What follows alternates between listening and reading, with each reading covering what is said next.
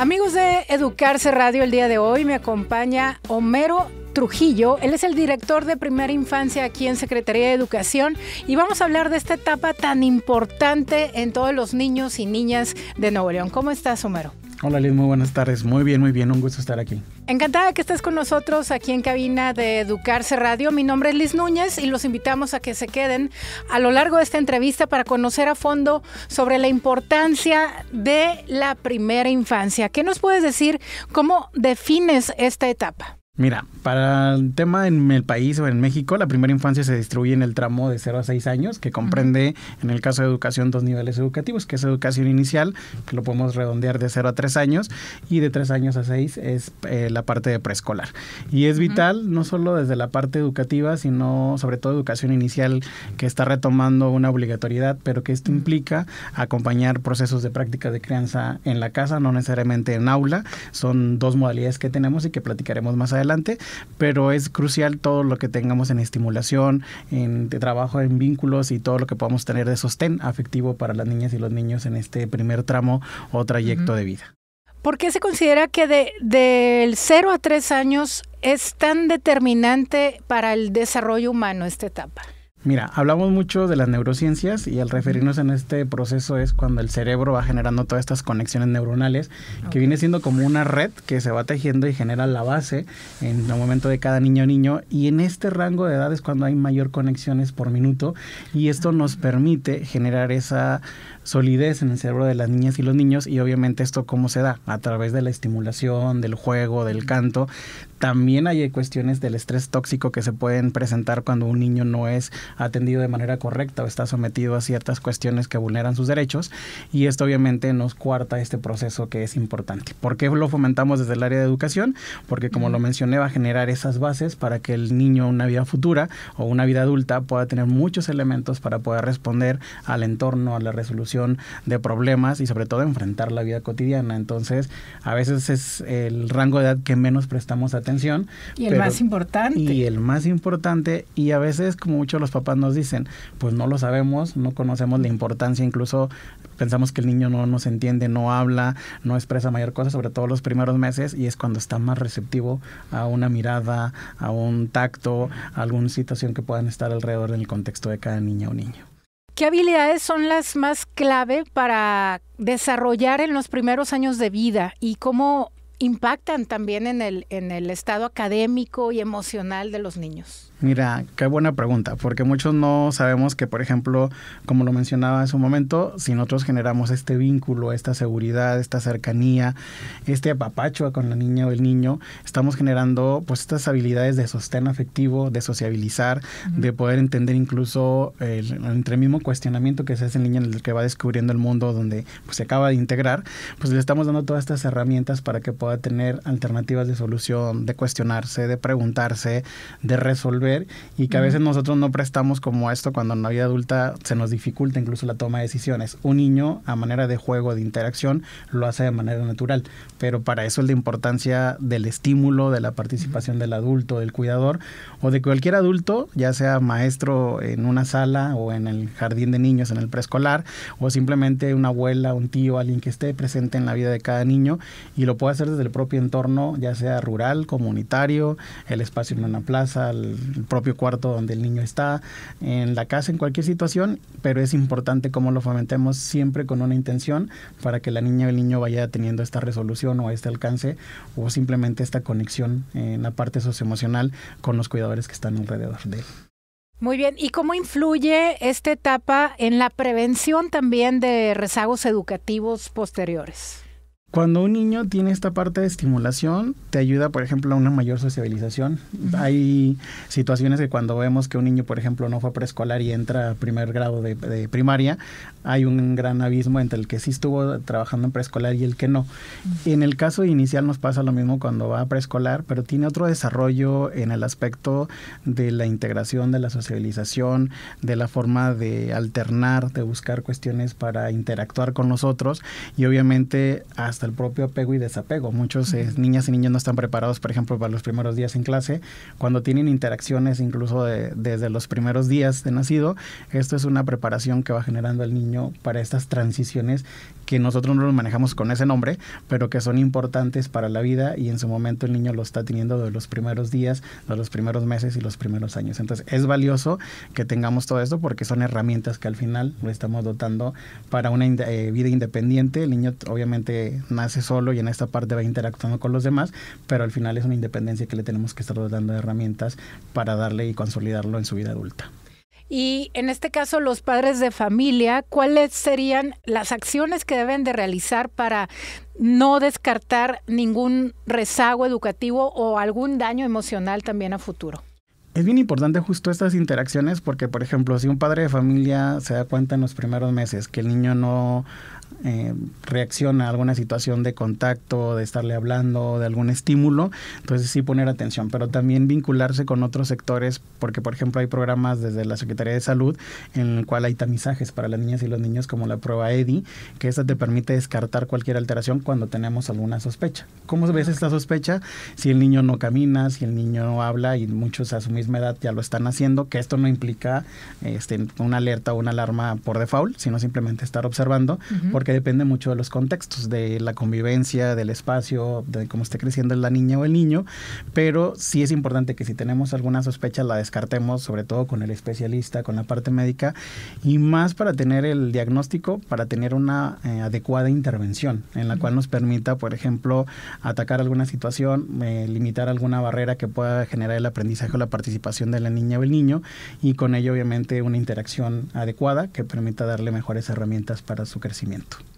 Y bueno, ¿de qué manera también la Secretaría de Educación apoya a los padres de familia para fortalecer estas capacidades parentales en ellos? ¿Qué programas están vigentes? Hay varios programas que se manejan entre las diferentes dependencias que obviamente ponemos a disposición y difundimos, pero dentro de la modalidad de educación inicial no escolarizada, que es la que tiene mayor interacción con las familias, tenemos por ejemplo visitas a los hogares, que es un agente educativo que visita una vez a la semana, hora y media, a una familia con sus hijos y les da prácticas de crianza. Y puedes ver desde temas de vínculo afectivo, del ambiente, temas de alimentación, y vas acompañando a la madre, el padre o los cuidadores que estén en ese momento, incluso si hay más hermanos, en estos procesos. Están las sesiones grupales que son de acompañamiento a familias en educación inicial, que se reúnen igual una vez a la semana en grupos, o tenemos los centros comunitarios de atención a la primera infancia, que reciben por espacios de 2 horas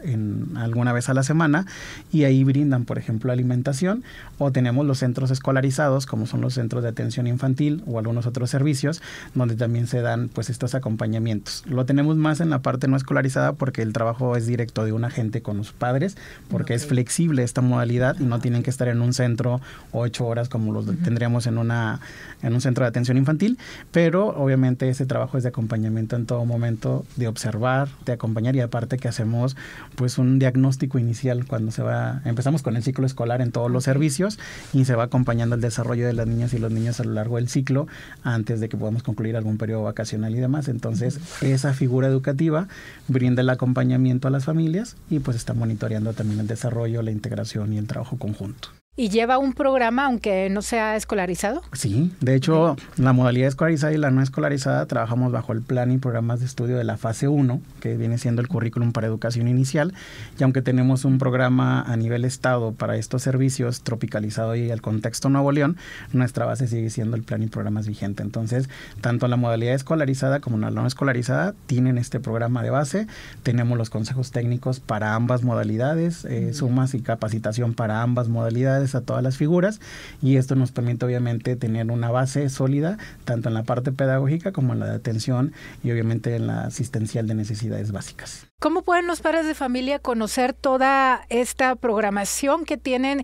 en la modalidad no escolarizada? Mira, hay acercamientos desde la propia página de la Secretaría. Publicamos, por ejemplo, las inscripciones, los programas, está la coordinación que se pueden acercar. Normalmente los agentes educativos donde tienen injerencia hacen visitas a los hogares, hacen difusión en diferentes espacios, centro de salud, centros comunitarios. Si llegan a tener algún acercamiento o escuchar, pueden hacerlo. En los mismos preescolares pueden preguntar por los servicios de educación inicial. Obviamente se canalizan porque están dentro de la misma dirección, y esto es importante porque ellos pueden hacerlo. A veces se genera la desconfianza porque no conocemos estas modalidades, sí, pero obviamente pues estar abiertos, nuestro personal siempre va identificado, siempre está con todo el reconocimiento, los oficios institucionales, y pues están los números propiamente de la Secretaría pidiendo comunicarse a la parte de educación inicial, donde podemos brindarles mayor atención, o preescolar para el caso de los niños de 3 a 6. ¿Y cómo trabajan en conjunto con otras instituciones como el DIF, como Salud, para que esta atención sea totalmente integral?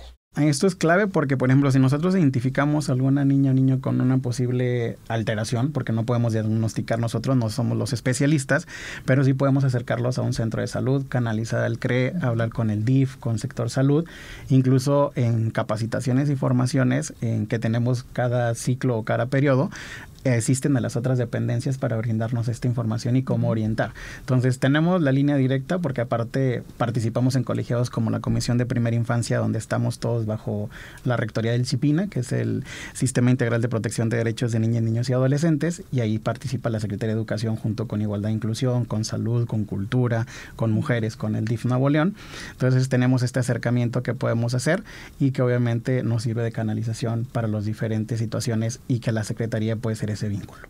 ¿Cuál ha sido el avance a nivel estatal de tener estas modalidades, tanto la no escolarizada como la escolarizada en la primera infancia? Una parte clave ha sido avanzar en la cobertura, porque obviamente la modalidad escolarizada pues se focaliza solo donde están los centros de atención infantil y que estos son fijos, con horarios estructurados y personal y plantilla amplia, pero la no escolarizada nos ha permitido llegar a zonas incluso en movilidad con población migrante, en algunas zonas que tenemos pues alta demanda y no alcanzan los servicios escolarizados, y también nos permite pues este crecimiento por tener figuras que van casa por casa, o incluso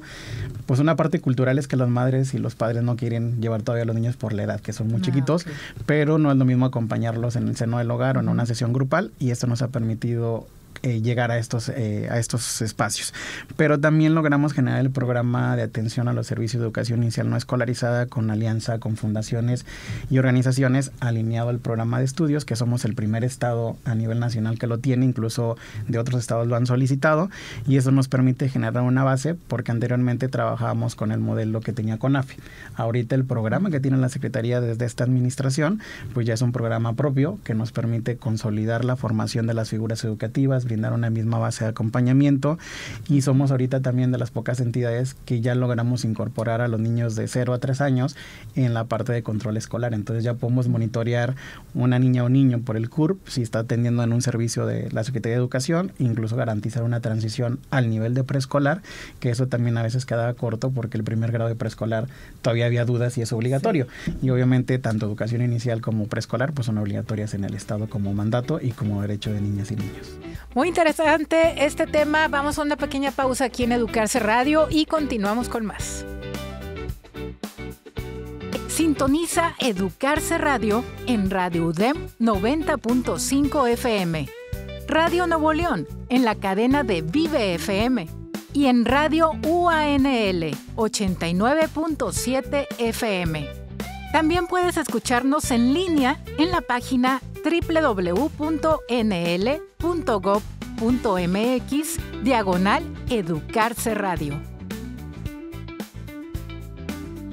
Gracias por continuar aquí en Educarse Radio. Estamos hablando sobre la importancia de la primera infancia. Estamos con Homero Trujillo, él es el director de este departamento aquí en Secretaría de Educación. Y bueno, para continuar sobre la etapa de preescolar, esto que nos comentabas sobre los primeros grados que algunos padres de familia no los toman tan en serio, ¿qué nos puedes decir?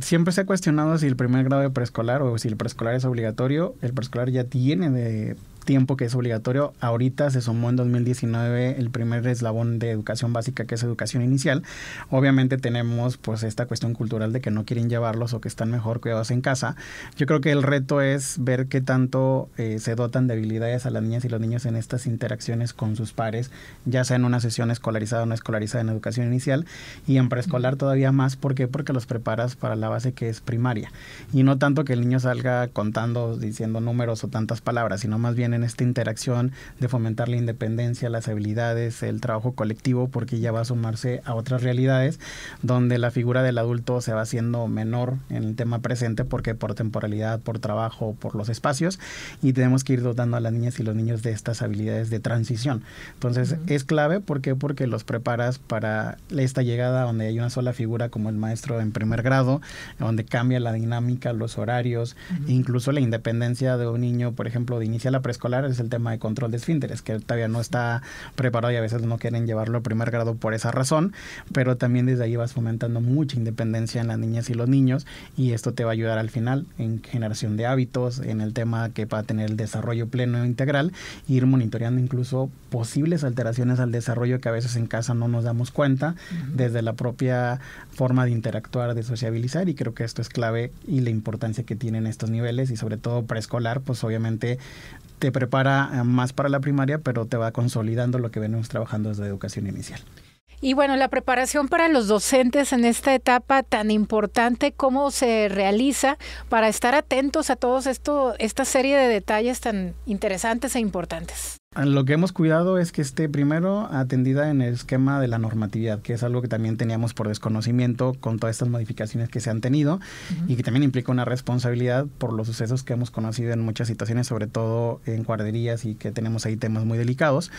Pero ya en un propio proceso de formación tenemos la formación inicial, que incluso en el estado hay ya carreras de educación inicial en las escuelas formadoras, pero también tenemos las prácticas que entran estos alumnos a los niveles tanto inicial como preescolar, y ya en la formación continua de los agentes o figuras que ya están frente a grupo, pues sí tenemos un ciclo desde diplomados que cuentan incluso con validez de UCICAM, pero también tenemos temáticas importantes que a veces no se tomaban en cuenta, como la importancia del juego, la alimentación, o temas integrales que tienen que estar presentes, la parte de derechos de niñas y niños, y entonces vamos integrando este nuevo esquema aunado a lo que se trabaja en los consejos técnicos escolares con el marco de la nueva escuela mexicana, pero pues hacemos una suma integral de la formación pensando en las figuras y tratando de escalar y llegar a más, y también sumando a universidades como la UDEM, como el TEC, con expertise de algunas fundaciones que están preparadas en este tema, porque pues no somos expertos en todo, pero el CIPINA, por ejemplo, abona mucho en el tema de derechos de niñas y niños y toda la parte normativa, sector salud en los programas, y así es como vamos sumando diferentes elementos a la base de formación. Obviamente se definen temas, se preparan por cada ciclo escolar y se van lanzando las convocatorias. Muy bien, ¿cuáles son los principales retos a los cuales se están enfrentando Secretaría de Educación y los docentes de primera infancia con los padres de familia también, y sobre el modelo de desarrollo del aprendizaje? Creo que todavía es un tema en la parte cultural, el decir que se decidan a llevarlos a los servicios. Otro, el trabajo que se hace a veces en los centros o en las sesiones grupales, hablando de la no escolarizada. A veces periodos vacacionales y demás no se fomenta, no se cultiva lo que llamamos nosotros la parte de la crianza compartida entre la escuela, la casa o los agentes educativos. Entonces eso es clave, que lo podamos seguir trabajando, e implica no solo el estar con las niñas y los niños, sino también que las madres, padres o cuidadores tomen ciertas sesiones pues de prácticas de crianza que permitan obviamente esta continuidad y este trabajo. Aunado a esto, pues hace también falta, sobre todo en la educación inicial, que tenemos servicios muy fragmentados, pues una suma de todos los servicios que tenemos a nivel estado, donde podamos caminar como en la misma base pues de plan y programas, de un currículum, y sobre todo que la rectoría la tiene la Secretaría de Educación, pero pues estamos en este proceso, en esa suma, pero ese es un gran reto, incluso un mapeo de dónde están todos los servicios, quiénes somos, y juntarnos para este intercambio de prácticas que nos toca llevar como institución. ¿Cuáles son los nuevos enfoques o metodologías que se han estado implementando a lo largo de los últimos años, y qué se espera para los próximos ciclos escolares? Pues mira, esperamos sobre todo educación inicial, el reconocimiento como nivel educativo, que todos sepamos sobre todo la importancia de esta parte y ser obligatorio, el consolidar que estamos bajo un mismo marco curricular, que eso es uno de los grandes retos que todos estamos teniendo. Y sobre todo, sí tenemos la implementación de filosofías, por ejemplo, como Reggio Emilia, que permite mucho la autonomía, el trabajo con el entorno, con lo cotidiano. Incluso no solo se trabaja en educación inicial, sino también en preescolar con un esquema que llamamos aulas blancas, que cambia toda la decoración de los preescolares a como los conocemos. Y en lugar de tener el Mickey Mouse, los números o las letras en inglés, que realmente las educadoras son quienes las crean, pues se tienen creaciones de cada niña o niño con proyectos que nos marca la propia Nueva Escuela Mexicana, pero con materiales del entorno, de lo cotidiano, que no te cueste, que en la casa lo puedas tener desde hojas, ramas, cuestiones que vas desechando de casa que piensas que ya no tienen utilidad, y cómo estos materiales te van cambiando el entorno y te van generando pues prácticas pedagógicas intencionadas que fomentan el desarrollo de habilidades de niñas y niños. Entonces, esto es uno de los retos que estamos ahorita en este proceso y que no solamente va a implicar a las maestras frente a grupos, sino a las directoras, directores, a supervisoras, inspectores, jefes de sector, pues en el acompañamiento que tendrían que hacer en la parte pedagógica sumada pues a la labor que ella realiza. Y ahora con la tecnología, ¿crees que puede ayudar también a esta etapa? Fíjate que ahorita es cuando, más que el uso de la tecnología, es los tiempos y las formas en cómo las implementas. Okay. Se dice que la menor forma que tenemos ahorita de evidenciar es en educación inicial, pero por ejemplo tenemos desde la forma de estimular visualmente con cuestiones tecnológicas, con audio, con proyecciones, con elementos que a veces no incorporamos. No solo es tener la tele con las series y las cápsulas ahí. En el caso de preescolar es lo mismo, porque puedes proyectar desde en una mesa con algo transparente, formas, sombras, colores del propio arte con las niñas y los niños. Entonces la tecnología no está peleada, al contrario, es una herramienta que tenemos que incorporar, que todos tendremos que trabajar, pero creo que vamos en ese proceso y darle ese enfoque pedagógico que todos tenemos que tener, porque al final pues va a ser una herramienta que tiene que estar a disposición para la mejora de los aprendizajes y sobre todo de los entornos y los ambientes. En la filosofía Reggio nos dice que el ambiente es el tercer maestro, entonces la tecnología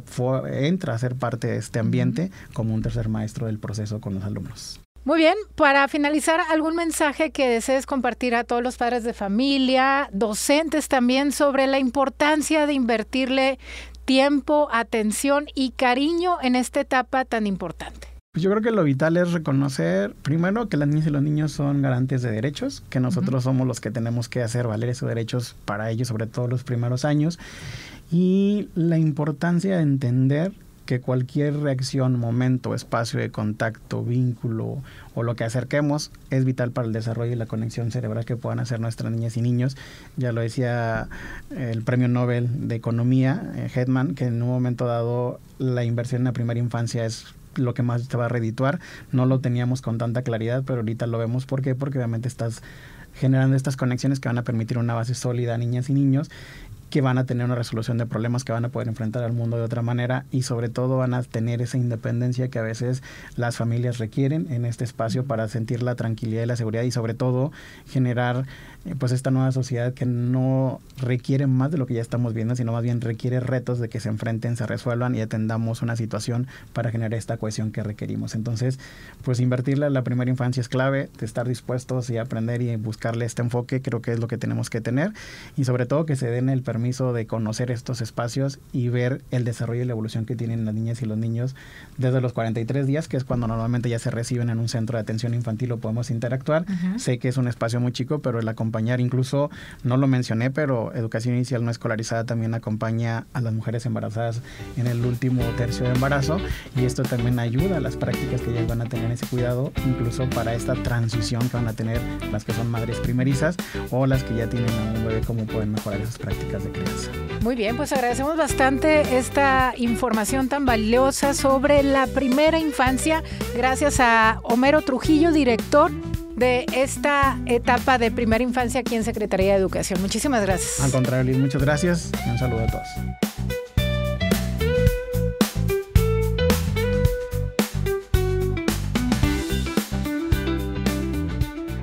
El gobierno del Nuevo León.